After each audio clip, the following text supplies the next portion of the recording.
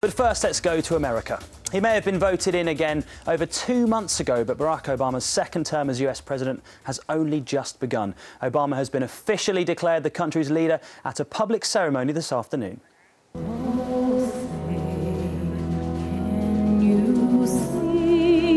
Beyoncé sang the national anthem at the star-spangled event. Hundreds of thousands of people cheered and chanted the president's name as they gathered in the capital, Washington, D.C., to hear him speak about his next 4 years in power.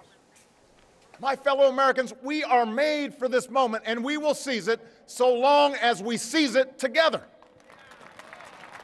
For we, the people, understand that our country cannot succeed when a shrinking few do very well and a growing many barely make it.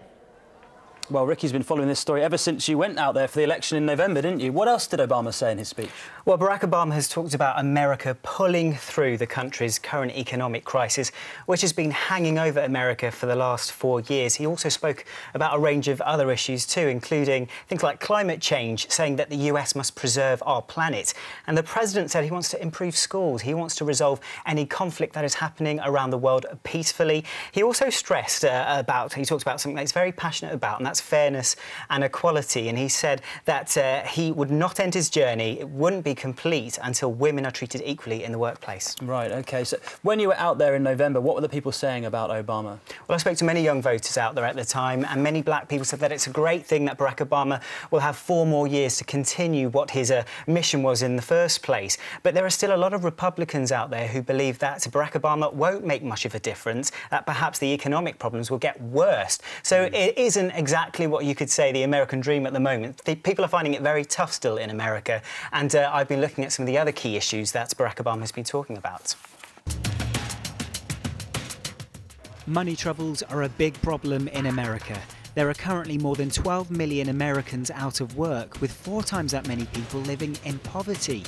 On top of that, America is more than 16 trillion US dollars in debt, and there are concerns the economy is showing few signs of recovery, meaning life for the average American family could get even harder. The shooting of 26 people at a school last year has pushed new gun laws to the top of the president's to-do list. Last week he announced plans to reduce gun violence, including a proposed ban on military-style assault weapons, but it's going to be tough to get other politicians to agree with him. For every 100 people, there are about 90 guns in the US, and for many, the right to own a gun is a big part of what makes them American. Iran is a country in the Middle East and a long-term enemy of America. The US and its key allies think Iran is secretly developing nuclear weapons, something that Iran denies. If, in the coming months, Obama still thinks that Iran is developing these weapons, he may be encouraged to attack their nuclear sites. So lots of challenges there then, Ricky. How likely do you think it is that he's going to achieve them? Do you know what? I think it is going to be incredibly difficult for Barack Obama, although he is said to be incredibly determined, more so than he was 4 years ago. Now, the president can only serve 2 terms in power, so that's a maximum of 8 years. So basically, he's going to try and do everything he can to push through the laws that he wants, but he's up against the Republicans, and they have the big say in what happens in America still, and it is going to be a tricky 4 years ahead for him. Busy one. OK, well, thanks, Ricky. If you want to know more about the American election, head over to our website and see Ricky's special on the election.